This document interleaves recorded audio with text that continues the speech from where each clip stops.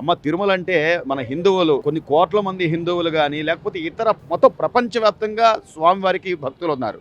ఈ తిరుమలని ఏదో ఒక విధంగా అపవిత్రం చేద్దామని చెప్పి నిన్నగాక మొన్న వైసీపీ నాయకులు కానీ వాళ్ళకి సంబంధించిన వాళ్ళు కానీ అక్కడక్కడ సీసాలు అంటే మందు సీసాలు ఇసిరేసి తిరుమలంతా కూడా మద్యపానం ఏర్లైపారుతుందని చెప్తున్నారు.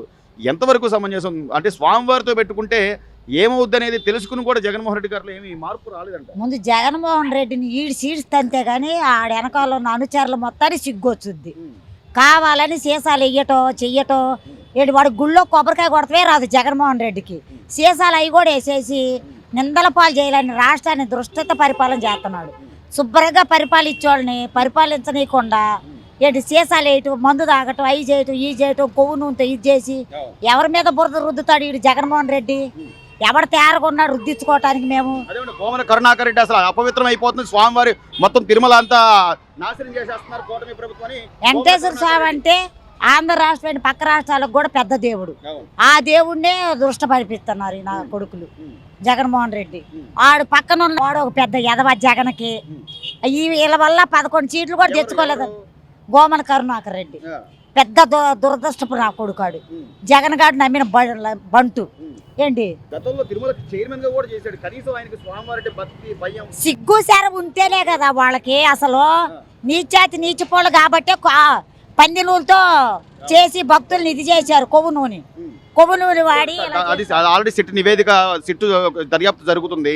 అలాగే పరకామణిలో మనం ఎంతో పవిత్రంగా చేసే కానుకలు కూడా దోచుకోవడం కానీ లేకపోతే స్వామివారికి వేసే శాల్వాల్లో కానీ అంటే ఇంకా మనం ఎవరు పట్టుకోలేరు అనుకున్నారా? లేకపోతే అసలు ఏంటి జగన్మోహన్ నా కొడుకులకి 5 సంవత్సరాలు దాచుకున్నారు అయినా చాలా దొమ్మరు నా కొడుకులకి. ఈ జగన్ గారు పోతే గాని వాళ్ళందరూ పోతారు. ముందు జగన్ ఈడ్చిడుస్తున్నాడు ఎక్కడికి రమ్మను తొంతం. మొత్తం మీదమ్మా ఈ 2 ఏళ్ల పరిపాలనకు సంబంధించి ఓ పక్క రాజధాని అని మరోవైపు సంక్షేమ పథకాలని చంద్రబాబు నాయుడు గారు ఆర్థికంగా ఇన్ని ఇబ్బందులు ఉన్నాకైనా ఆయన పథకాలు 1వ తారీఖే పెన్షన్ ఇస్తున్నాడు, ఉచిత బస్సు ఉంది, ఇన్ని చేస్తున్నా కూడా జగన్మోహన్ రెడ్డి ఏమీ లేదు నేను వస్తే రప్ప నరుకుతామని చెప్పి. ఏమండి ఆంధ్ర రాష్ట్ర దేవుడిని ఎవడైనా టచ్ చేసి చూస్తారా? ఆంధ్ర రాష్ట్రానికే దేవుడు ఆయన చంద్రబాబు. ఆయన ఎవరైనా టచ్ చేయగలరా?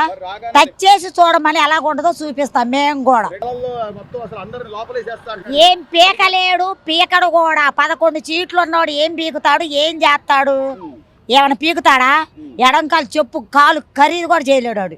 ఈరోజు తిరుమలని ఏదో ఒక విధంగా అపవిత్రం చేయాలి అని చెప్పి మొన్న సీసాలు ఏదైతే మందు బాటిల్స్ అక్కడక్కడ పారేసి తిరుమలలో అది కూడా పట్టించుకోవట్లేదు కూటమి ప్రభుత్వం అని చెప్పి పదే విమర్శించడాన్ని ఎలా చూడాలంటారు? సీసీటీవీలో అంతా బయటపడింది, వాళ్ళు పట్టుకున్నారు కూడా. ఎందుకు ఈ భూమన కరుణాకర్ రెడ్డి గారు వచ్చేసి ప్రెస్ మీట్లు పెట్టి అసలు చిత్తశుద్ధి లేదు, వీళ్ళకి స్వామి అంటే భయం లేదు, భక్తి లేదని మాట్లాడటం ఎంతవరకు? కరుణాకర్ రెడ్డికి అసలు బుద్ధి లేదు. ఎవరు ఏ కులాలను ఎంచపరచకూడదు.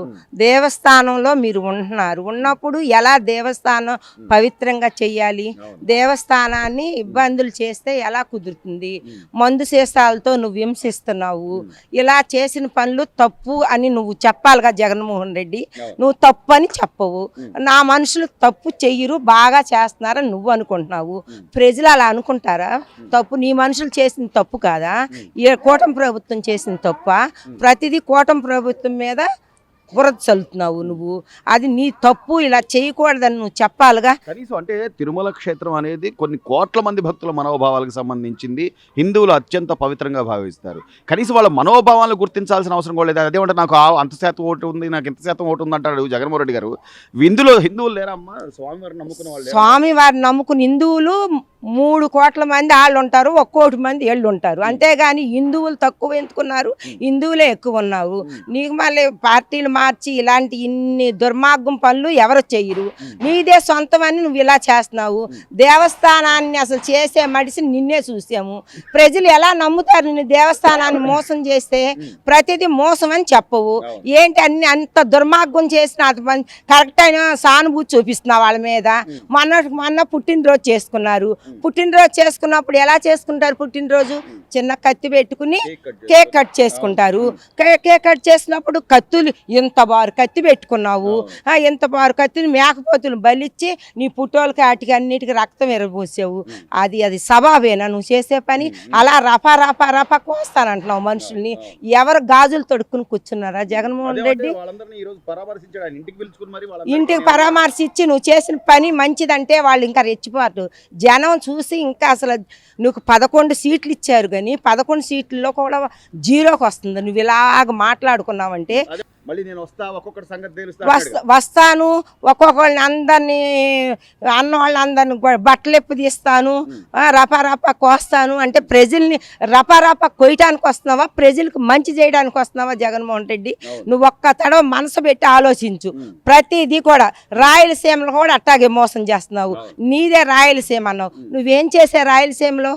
ఈ పూట చంద్రబాబు నాయుడు గారు ప్రతి ఎకరానికి నీళ్లు ఇచ్చే చర్య తీసుకుంటున్నారు. నువ్వు డబ్బాలు పెట్టి నీళ్లు పోసావు.